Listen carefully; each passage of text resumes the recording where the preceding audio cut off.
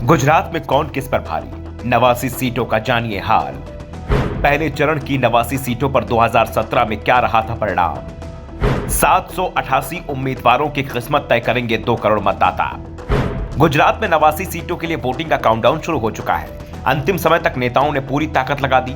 अब बारी मतदाताओं की है, उन्हें फैसला सुनाना है। पहले चरण में सौराष्ट्र की कच्छ की 54 और दक्षिण गुजरात की 35 सीटों पर वोटिंग होनी है, जिनमें मोरबी, कच्छ, राजकोट, पोरबंदर और जूनागढ़ जिले की सभी सीटों पर मतदान होगा। 2017 में सौराष्ट्र और कच्छ में बीजेपी को जोरदार झटके लगे हैं, क्योंकि यह हिस्सा पटेल आंदोलन का केंद्र बन गया था, लेकिन दक्षिण गुजरात में बीजेपी को सहारा दिया था। दक्षिण गुजरात की 35 सीटों में से 25 सीटों पर बीजेपी को जीत मिली थी। कांग्रेस को सिर्फ 8 सीटें ही मिली थी। बीजेपी को सबसे बड़ी सफलता सूरत में मिली थी। सूरत की 16 में से 15 सीटें बीजेपी ने जीत ली थी। कांग्रेस को सिर्फ 1 सीट मिली थी। दक्षिण गुजरात में आदिवासी बाहुल्य जिले भी हैं, जहां 2017 में कांग्रेस और बीजेपी के बीच जबरदस्त टक्कर देखने को मिली थी, जबकि सौराष्ट्र और कच्छ वाले हिस्से में कांग्रेस ने बीजेपी को पीछे छोड़ दिया था। यहां की 54 सीटों में से कांग्रेस को 30 और बीजेपी को 23 सीटों पर जीत मिली। 1 सीट अन्य के खाते में गई।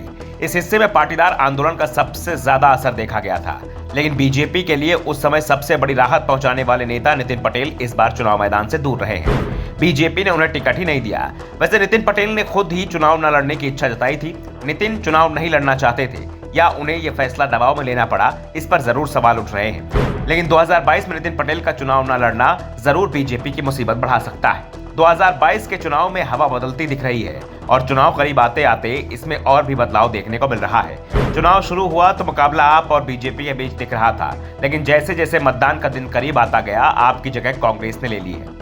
आप अभी भी शहरी इलाकों में बीजेपी को टक्कर देती दिख रही है। पहले चरण में 19 जिलों में वोटिंग होनी है। 89 सीटों पर 788 उम्मीदवार हैं, जिनकी किस्मत का फैसला 2 करोड़ से ज्यादा मतदाता करेंगे।